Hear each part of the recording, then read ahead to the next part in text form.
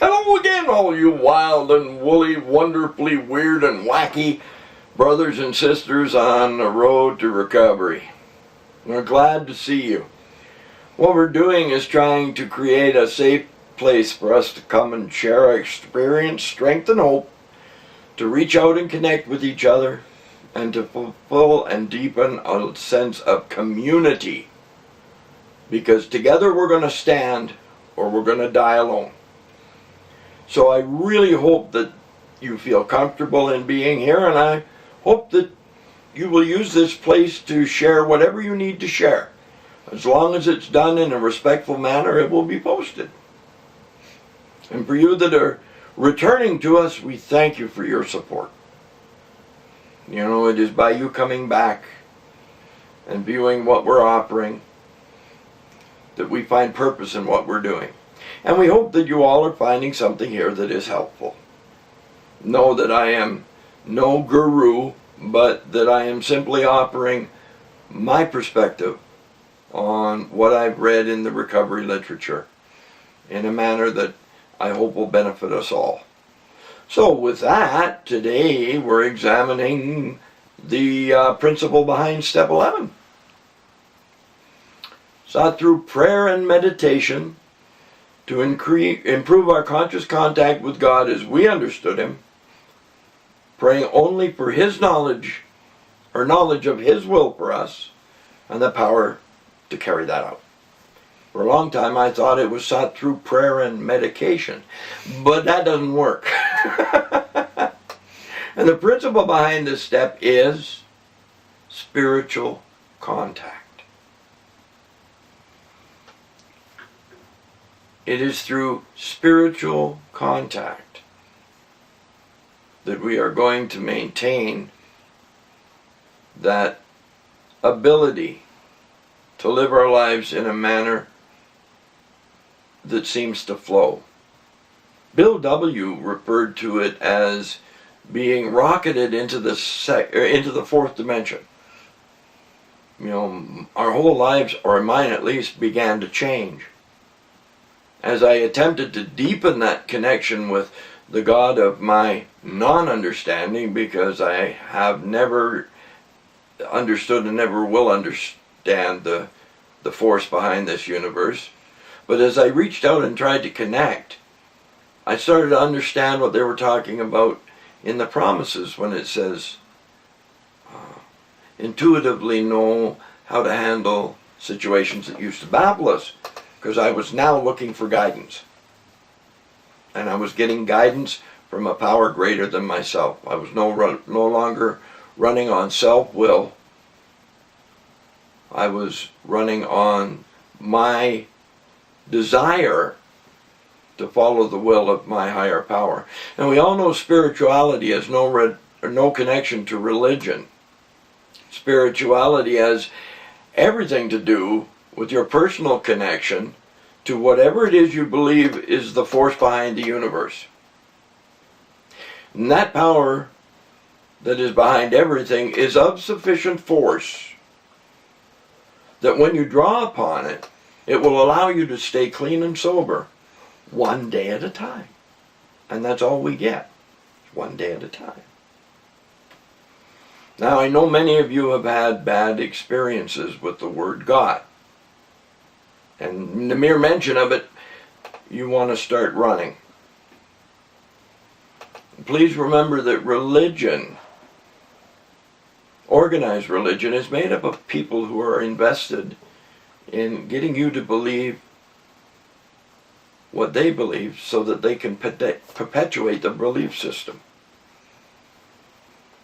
Spirituality is your ability to develop and transform your spiritual experiences into a close personal relationship with that which you feel powers the universe. And that makes it a much, much easier thing to do. My Creator, to my understanding, wants a personal relationship with me. I talk to Him in the car. I talk to Him when I'm in doubt. I thank Him twice a day. by being on my knees in the morning and at night, and that's simply so that I can practice humility. I do it from my heart because it shows gratitude.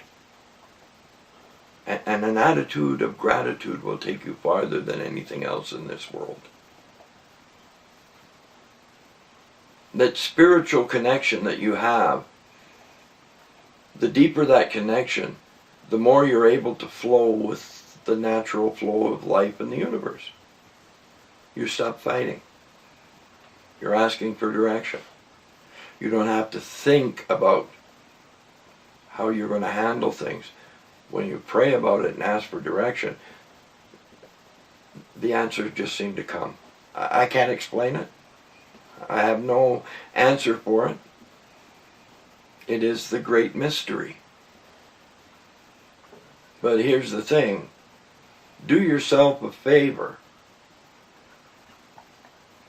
and give it a decent shot before you say it's garbage.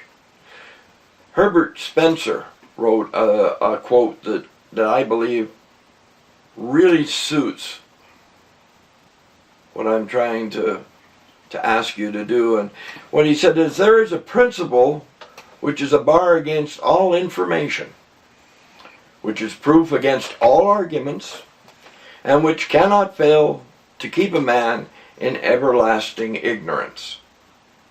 And that principle is contempt prior to investigation.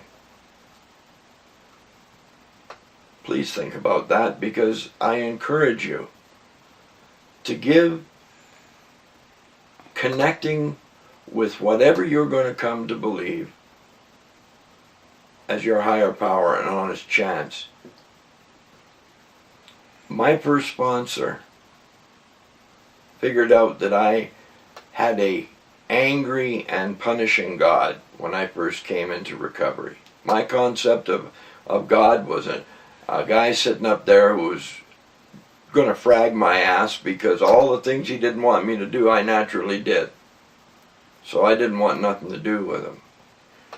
And my sponsor gave me the suggestion that I fire his ass. I'd never thought about it. You can fire a God? Well, yes, you can. Fire that punishing, angry, vengeful God and go find one that's kind and loving and supportive. And he even gave me a little exercise to do to help me get on my way. What he had me do was sit down, take a piece of paper, and on the top of it write, wanted, one God, must be, and then them 2 dots. And below that he said to list every trait that you want your higher power to have. Some of mine was kind, available, supportive, loving. And you know what? I still add to that list as I discover more and more of what my Creator can be for me. Please, I implore you, do not rob yourself of this very, very strong and important tool that will help you along the road to your recovery. So until the next time we meet, I truly pray with all my heart that we walk together, hand in hand, with each other and with our higher power. Bless you all. Shalom.